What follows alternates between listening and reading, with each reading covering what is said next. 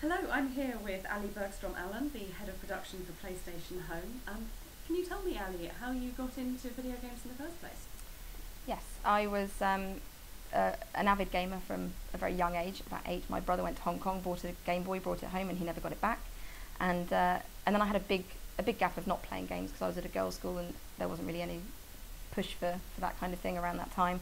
And then I decided to go into sort of arts or media, that kind of thing. Wasn't really sure what I wanted to do, but it started a degree in media studies and realised that that wasn't really what I wanted to do. And when I found things like Photoshop, and I found that you could actually create art using computers, which I'd never seen before. So I investigated that a bit more, changed course, and went on to a multimedia and digital systems course, and learned everything you can possibly know about computers, which was wonderful and terrifying. And while I was there, there's a wonderful careers advice centre at Sussex University, and I asked if there was any jobs that I could take that was similarly related to my course, and they suggested computer games testing, which I'd never thought of before. And I thought, why not? It does pay more than Sainsbury's, and it does sound kind of fun. So I turned up, and I got the job, and I've never looked back, really. And was it unusual being a woman in testing at that time? Because it's not something that you think of a woman really doing, going and testing video games. Yes, I do believe that I was the very first girl to apply. I think I caused a bit of a stir by that, unbeknownst to me. But as soon as I got in there, I didn't notice so much that I was the only girl, because there were other girls there who were doing a lot of translation and things like that. But the guys made me feel so welcome, and what I didn't know about computer games, they taught me, and in no way condescending or anything like that. They were just really, really excited by the fact that a girl wanted to know. And so we would spend time together at work and time together outside of work, and the two kind of merged, and we just had so much fun at work, outside of work, playing games, testing games, that it just became one big happy family. And can you tell me briefly how you got from there to being in the very senior position that you are today?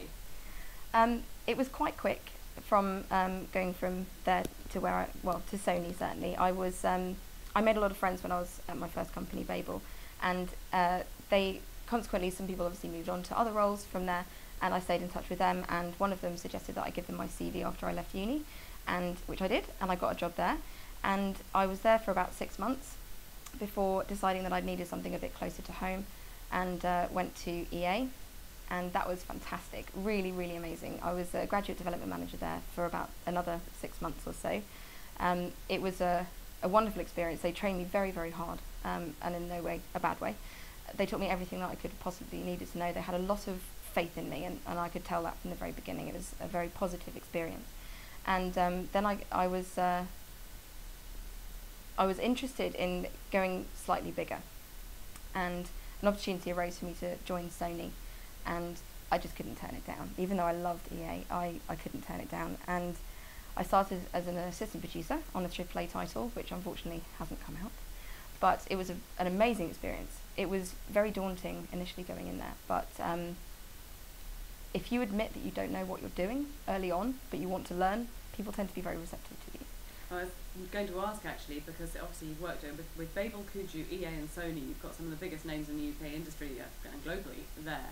Have you found any problems being a woman, sort of working your way through and working your way up, and in a position now where you've got a team of people working underneath you? Have you encountered any issues because you happen to be a woman in video games? I don't think I've encountered anything specific being a woman. I think I've encountered problems in my role, because my role is it spreads over lots of areas. So being a producer, you have to kind of understand, even if you can't do it yourself, you have to understand every single element of games development. So you have to trust in your leads. If you don't know something, say you don't know it, try and understand as best you can, but you have to listen very hard to what everyone's saying to you. You've got to take on their advice and go with that. Being a woman, I think it was quite funny when I very first started. I think there was a little bit of, oh, can we swear in front of her? And then they realised I was just as bad as them, if not worse, with I can be very, very naughty sometimes, and that it just disappeared as soon as they realised I was one of the boys.